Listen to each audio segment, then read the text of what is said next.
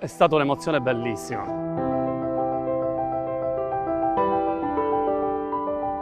Da più di 50 anni abbiamo a cuore Palermo e tutte le tradizioni della Sicilia ed è per questo che abbiamo aderito all'evento del terzo compleanno di Io Compro Siciliano con grande piacere.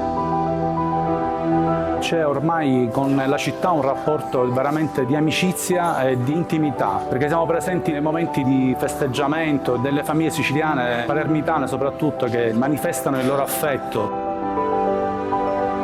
Portare avanti le tradizioni per noi è diventato uno scopo importante e questo ci rende quindi in qualche modo custodi delle eccellenze della nostra bellissima Sicilia.